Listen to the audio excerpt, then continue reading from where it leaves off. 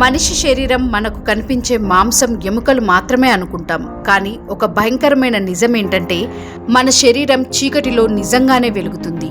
ఇది ఏదైనా మిత్ కాదు, ఇది శాస్త్రం నిరూపించిన నిజం. జపాన్ శాస్త్రవేత్తలు చేసిన పరిశోధనల్లో ఒక షాకింగ్ విషయం బయటపడింది. మన శరీరం నుంచి చాలా సూక్ష్మమైన కాంతి, అల్ట్రా వీక్ లైట్ బయటకు వస్తుంది. ఈ కాంతిని బయోఫోటాన్స్ అంటారు. మన కళ్ళతో చూడలేం, కానీ స్పెషల్ కెమెరాలతో చూస్తే మన శరీరం చిన్న చిన్న లైట్లలా మెరిసిపోతుంది. కొన్ని ప్రయోగాల్లో కిర్లియన్ ఫోటోగ్రఫీ అనే టెక్నిక్తో మన చేతులు శరీరం చుట్టూ ఒక లైట్ ఫీల్డ్ కనిపించింది. దీనినే పురాతన భారతంలో అభామండలం, ఆరా అని పిలిచారు. ఇది కేవలం భక్తి కాదు, ఇది ఒక ఎలక్ట్రోమాగ్నెటిక్ ఎనర్జీ ఫీల్డ్ అని సైన్స్ చెప్తుంది.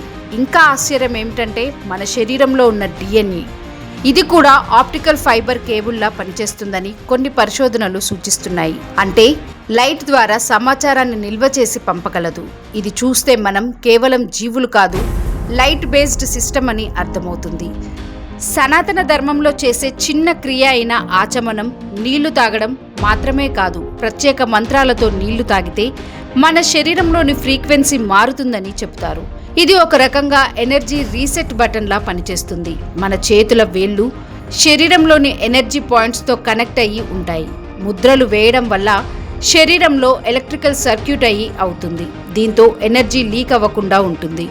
మనలోని తేజస్ పెరుగుతుంది. సనాతన ధర్మంలో తేజస్ అంటే మనలోని అంతర్గత కాంతి, ఇన్నర్ రెసిడెన్స్.